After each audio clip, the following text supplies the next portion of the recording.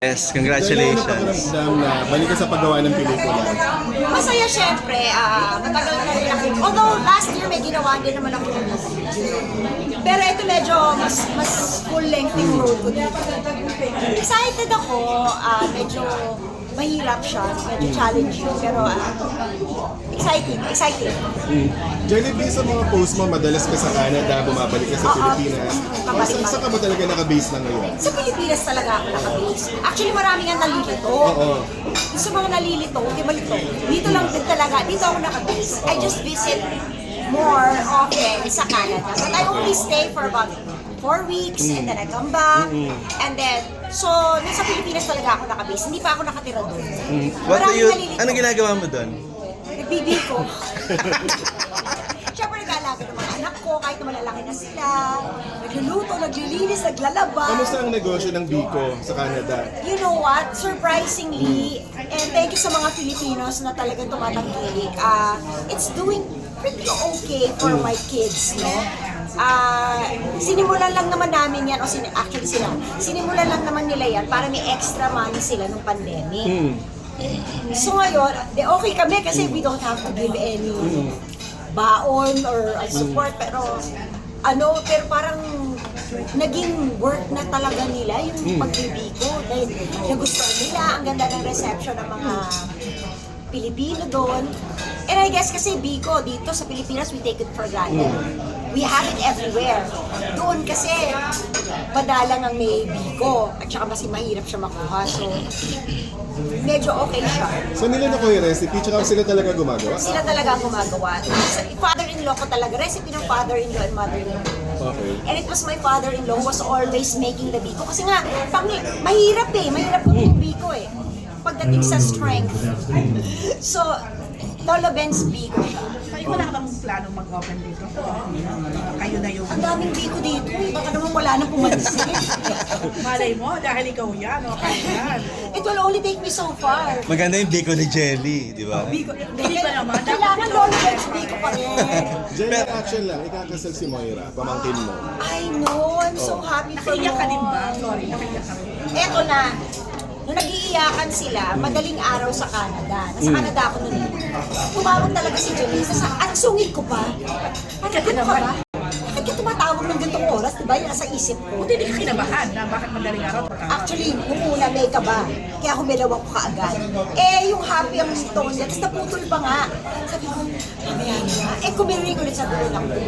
Baka may sasabihin talaga siya. Hello, anong balita? Nag-iiyakan. Pinakasabi niya, gusto ko lang ipakita sa yung mga pamangkin mo. Nag-iiyakan. Ano nangyari? Si Moira pala. Talagang nag-start na sila ng planning.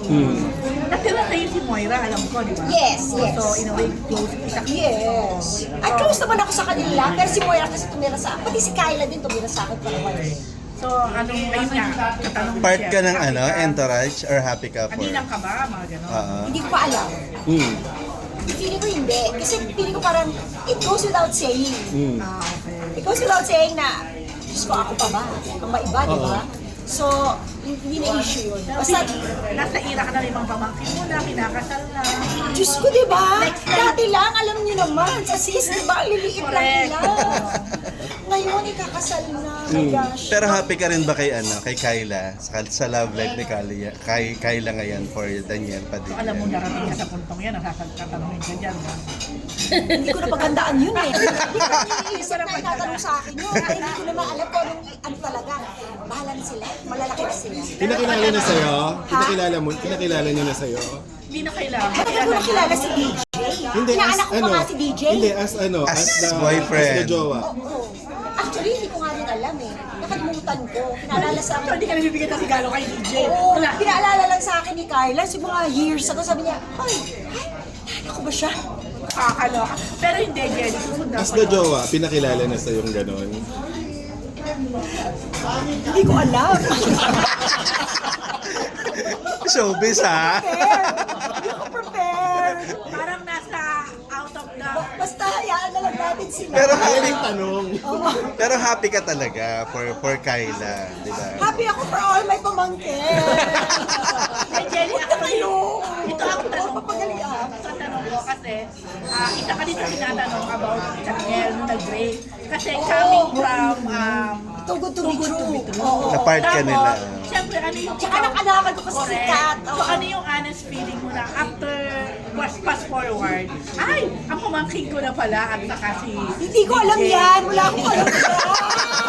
Hindi lang, pero ikaw, ano yung honest feeling mo? Na, nung siyempre, nababalitaan mo naman, yung tingin sa akin, yung nababalitaan mo naman, anong...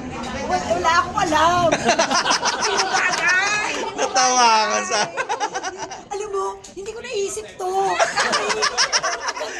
Gusto mo pa ma-interview, pala. Mali ako, mali. Magandaan to. Hindi, pero kumbaga, ayun, bigyan mo lang kami ng parang... Sa akin kung saan masaya ang mga Okay. batang ito, Okay. dun sila. Kung ano ikaliligaya nila, dun sila. Pero So, any Jenny, advice for Kyla kasi syempre, Sige, nababas siya din muna. siya eh. Dahil, alam mo, coming Ganyan from... talaga sa industry eh. Talagang when you're out there, that is one of the things you have to deal with, right? Because not everybody will like you. And not everybody will like what you do. Not everybody will like your convictions. Basta, if you're true to yourself, maligaya ka, wala kang inapaka, wala kang nasasaktan, yan ang importante. Syempre, kilala mo si Kyla. Paano mo siya... Hindi niya gagawin yun. Ano yun? Hindi siya mananakit ng iba. Kasi ako unang mananakit sa kanya. Pero hindi, kumbaga, masasabi mo sa lahat na he's a good person. He's a very Siyempre, good girl. No? siyempre, pamangkin ko siya, sasabihin ko mabait siya, no? She's a good girl. So Jelly, as tita ni boto ka kay DJ dahil kilala mo rin naman si DJ. Hindi ko alam yan. Hindi na magandaan. Grabe mag-deny, ah. Kain ko pa ba sila, sila? Hindi, ayoko ma-involve. Bakit? Ano? Ayoko. Jenny Awenta na isa si Kyla sa pinagsususpend channel na dun sa blind item ng actress na Batista. What? Hindi yan! Hindi totoo yan! Ayan, pwede mo i-deny. Kumbaga, malalaman mo yan kung totoo. Siyempre, malalaman ko yun. Tinawagan ako ni James de Villen. Yes, correct. Walang ganun. Walang ganun. Grabe. Bakit ganun? Blind item. Dati kayo lang yung gumagawa ng ganun, di ba? Ayun, Di ba na ngayon? Actually, di nyo na kailangan gawin. Kami na bumipik up, nagagawin nila. Yes. Ayun na nga. Ayun. Tayo yung hindi na reaction. Oo, di ba? Iba na talaga. Pero walang ganun. Ako anyway, ira na nga sabi ko na, ira na kinakasal na ibang pamangkin mo. Yes. Ira na rin na yung dalawang anak mo ay most likely. Ready ka na ba? Hindi pa, matagal pa yan. Kasi hindi pa sila ready talaga eh. And with living there, they're more aware of how life is. Iba yung buhay din talaga, iba yung buhay dito. And judging from how they speak and how they live, alam nilang hindi sila handa. So hindi nila, kahit na may mga syempre, may mga girlfriend sila, okay lang naman yun. But I don't think they're, iba lang sa kanila. Pero feeling ko parang wala sila sa mga. Okay, babalik ako dito, kumusta naman ko. Sabi niya, ay salamat. Ano tong film na to? Ano tong... Ano magiging role mo? Dito? Yan. Okay. Siguro mamaya ikukwento nila. Parang reunion nila direct Oo, ni Direk Louie. It's actually parang ibang genre siya sa usual na rom-com or drama. It's thriller siya. medyo thriller siya. It's a thriller and syempre excited ako kasi first time ko makakatrabaho si Direk Louie na hindi variety show. So first time ko siya makakatrabaho na artista ko, hindi host. Acting naman to, medyo serious. And you're not gonna see the bubbly me. It's gonna be parang Ako different. ka ba nasa side na medyo nananakot o ikaw yung med? Ano ka ba? Lahat yan. Ay, Lahat. maalam natin ngayon. Oo, malalaman niyo mamaya. First O hindi time- mo alam kung anong sasabihin ko. First time mo bang gumawa ng horror? Or for a long time? Kailan, when was the last time you do? Diyos ko in the 90s. Oo, correct. In the 90s. Yun na, okay. Oh, yun na. Thank Picture na, you.